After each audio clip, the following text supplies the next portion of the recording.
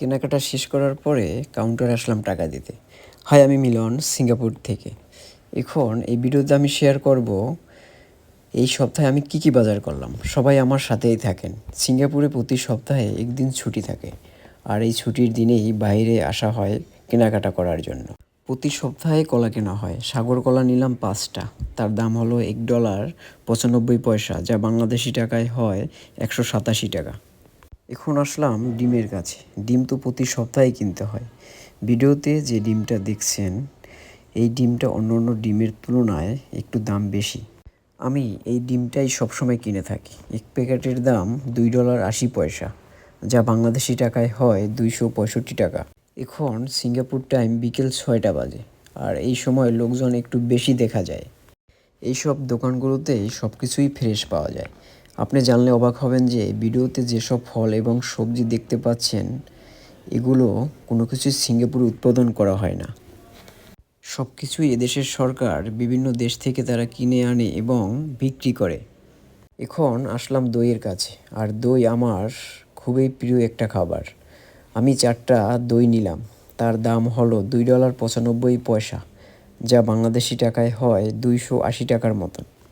বিন sprout এই সবজিটা আমাদের স্বাস্থ্যের জন্য খুবই উপকারী, কিন্তু দামটা তেমন বেশি নয়। এক প্যাকেটের দাম 70 পয়সা, আর এই সবজিটা কিনে লং টাইম ফ্রিজে রাখা যায় না। কত সুন্দর করে সব কিছুই সাজিয়ে রাখা, দেখলে শুধু কিনতেই মন চায়। এখানে কয়েক রকমের আঙ্গুল ফল রয়েছে, কিন্তু কালো আঙ্গুল ফলগুলোর দাম অনেক বেশি। এখন আসলাম অ্যাপেল কিনতে। 6টা অ্যাপেল নিলাম।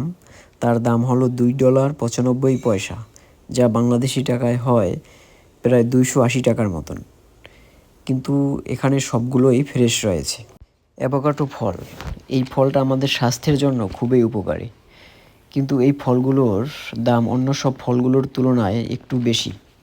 3টা ফলের দাম $4.45, যা বাংলাদেশি টাকায় হয় প্রায় 430 টাকার মতন।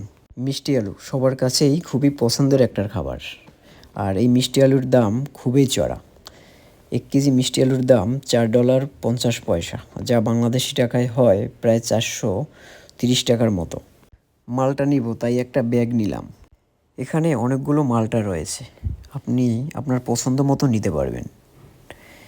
এখানে 5টা মালটার দাম $2.55, যা বাংলাদেশি টাকায় হয় প্রায় 245 টাকার মতন। আজকের মতো কেনাকাটা এখানেই শেষ। এখন কাউন্টারে যাব টাকা দিতে। সবাই আমার সাথেই থাকেন। জুড়ি নিয়ে কাউন্টারের দিকে যাচ্ছি, কিন্তু আজকের কাউন্টারে বেশি লোক নেই। খুবই লাকি। এখন কাউন্টারে আসার পরে লাইনে দাঁড়ালাম, আর লাইনে সবাইকেই এভাবে দাঁড়াতে হয়।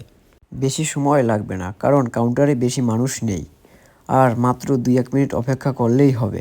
সবাই সিঙ্গাপুরের রুলসগুলো ফলো করে যাচ্ছে। যদি রুলসগুলো না ফলো করে, তাহলে মোটা অঙ্কের টাকা জরিমানা দিতে হয়। এখন আপনাদের মাঝে শেয়ার করব মোট কত টাকার বাজার করলাম। বেশি নয়, মাত্র $13.85 বাজার করলাম, যা বাংলাদেশি টাকায় হয় প্রায় 1330 টাকার মতন।